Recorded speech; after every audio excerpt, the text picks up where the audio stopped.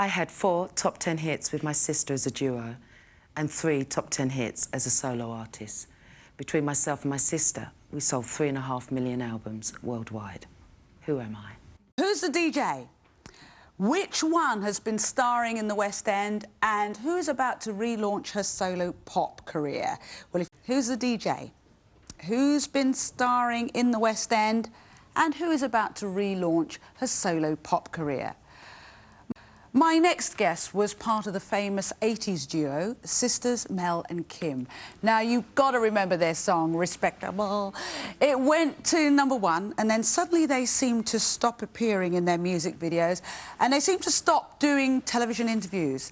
So the music industry and fans were all really shocked when newspapers finally revealed that Mel had been diagnosed with cancer in her early 20s.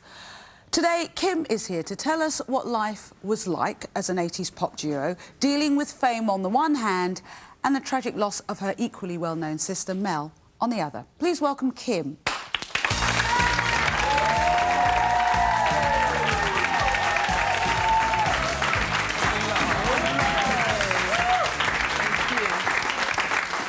Kim, hello, darling. It is a pleasure to meet you. It's a pleasure to meet you. I'll tell you why. Growing up in the 80s, most of the black singers, all of them, were all American. You were like the East End, Cockney, black British girls, unmistakably British. Yes. And that was a huge thing for us girls growing up. Yeah, I think at the time we didn't realise. I mean, but looking back now in hindsight, it was really, really fresh. There was no Javine, there was no Jamelia. No, it was a very fresh thing to do, and the sound was fresh. It was. As well, you know, because there was this whole Chicago garage thing that was happening in America that hadn't quite crossed over here yet. But of course, Stock Aitken and Walkman latched onto that, and that's and you were the vehicle. Yeah, you were a brilliant vehicle. Yeah. So what are you doing now? I've spent a lot of time writing. I travel a lot, going to Germany, Italy and France, and I spent some time writing for other artists. Let's go back to the beginning. How did you come to be in the public eye at all? Who kicked that off? Melanie kicked that off, actually. She kicked that off. Because Melanie went into modelling, because I'm 5 years older than Melanie, and I was a machinist. I was a 5-thread overlocker, and that was my work. Wow. And also I had a daughter, so I had huge responsibilities. Even though we wanted to sing when we were much younger, I'd kind of put paid to that by working in the factory, and Melanie decided that she wasn't going that route. So she went into modelling, because Melanie was more curvaceous and, you know, she's a big girl. And she went into modelling, and, of course, it took off for her really quickly. And she started to go to clubs and hang with the right people, if you like, and be noticed. And one night she was in a club, and this producer walked up to her. She didn't know he was a producer at the time, and he said how gorgeous she was. What do you do? And she said, I'm a model, but I want to be a singer, really. And he said, that's bizarre. I'm looking for 2 girls. Do you have anyone else that would sing with you? Hey. And she said, my sister. And I remember she called me at the factory and she went, Kim, I just met this geezer. And he said that, you know, we can be a pop star, blah, blah. And I was like, okay. That's exactly that's what I thought. I was like, yeah, right. And anyway, within...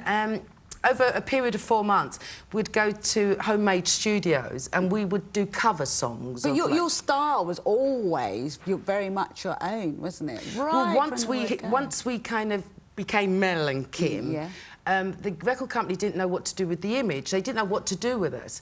But one night they launched a Mel and Kim night in this club. And there's a picture, I remember the hair through the hats, everything. Yeah, that was the hair that went really wrong, actually. And that's when they were still playing with extensions. They hadn't quite mastered it. And you just didn't wash it, OK?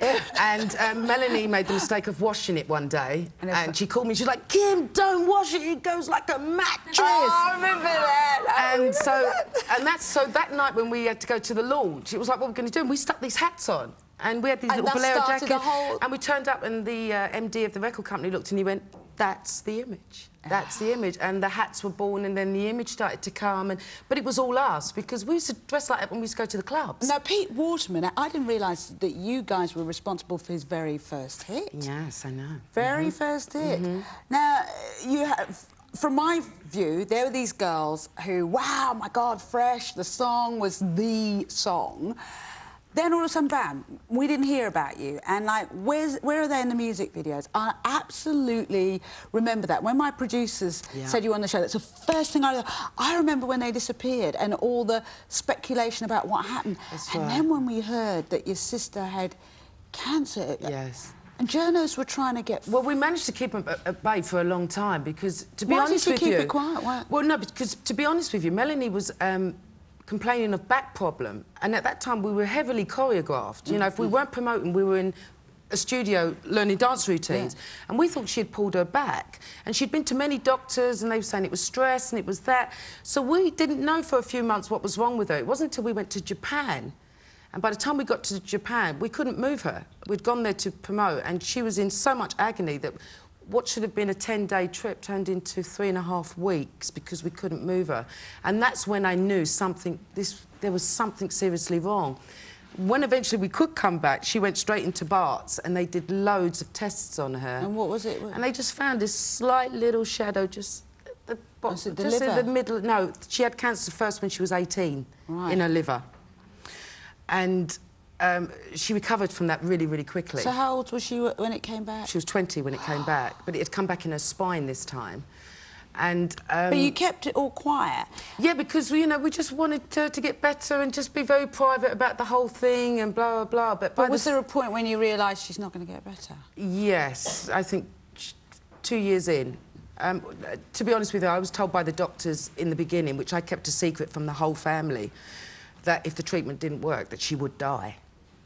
But I couldn't share that with my mother. I didn't tell anyone. The eldest child? I held that secret because I really believed that she was such a bubbly personality and she was a very strong character. But not many people have tragedy where journalists are trying to dress up as doctors to get photos of your sister. No, I used to get followed to the hospital as well a lot. You know, you'd be driving and I'd look in the mirror and I'd just think this car's been following me for too long. And also they'd pay the porters to get a photo of your... No, to just, you know, let us know when she comes in, me, because they knew that once I was in there, Melanie was back in hospital. So, and at first we used to think, they want photos how do they her? know? And then we realised they were paying... And then I used to get calls at like 3 in the morning from the nurse saying, you better come down, we've just caught a journalist dressed up as a doctor trying to get into Melanie's room. And, you know, we're just dealing with all this turmoil of Melanie's illness, and on top of it, we had to deal with the paparazzis trying to get a hideous picture of Melanie, really, because she was on steroids. You know, she'd been taking chemotherapy, and anyone who's dealt with cancer knows, you know, it's not a pretty sight once you do the treatment. And you talk about your sister in the present tense, which I think is beautiful. Did you notice? No, I don't notice that. You've been doing that today, yeah. I'm really fascinated. I'm glad to meet you today. And the reason why I'm saying that is, you know, you actually said a statement and you said that tragedy humbles you, right? And you're right about that, because I myself, I'm a secondary breast cancer survivor myself, and I can vouch and understand in one sense sort of going through all the treatment and sort of having the cancer and it coming back again and thinking you're over it. And what I basically have to say to you really is I have to take my hat off to you, because I know, and I've been there, and just tell you to be strong. So I take my hat off to you and I say, just keep being strong, you know. And you just too, keep being strong. You too. Thank you very much. Thank you. You too. Okay. All right, well, my next guest was a Grange... I love this woman. You love this woman? She's fantastic. She's such an inspiration. Yeah, Do you remember listening to the songs? Of course, Mel Kim. Yeah, we can make it. OK, now... Like, I'm probably the... And then they call down horrible rapper. They go... Because I always think of you and I think of... Really... It's just one of those songs that takes off, and it's like Kim will tell you with Respectable, you get known for a song and people always sing it to you. Yeah, I was thinking of you, Respectable and Sweetness. And Sweetness. Two Brit nominations. One of my favourite tunes is the Things Are Looking Up. Yeah, Things Are Looking Up, which was actually my first single. Things Are Looking Up. Yeah, that was my first single. And you got 2 Brit nominations. Well, Will Young, I like Will Young. Yeah, me too. He's all right. Me too. I think. But I think he's one of the best concept. to come out of the whole thing. Actually, I really love the way that he's guiding his career. Yeah. Because when you do things like that, it's so easy to just disappear, which quite a lot of them have anyway. Yeah. But the whole with Will, I concept think Will's got- of almost instant... Back to your song that you wrote. Yeah, but Did you say both of you have got children? Yes, Yeah. I've got a daughter, yeah. tell them how old your daughter is. Oh, Michelle, how dare you? No, because you've got to see how fabulous this woman How old is, is your right? daughter? My daughter's 26. Come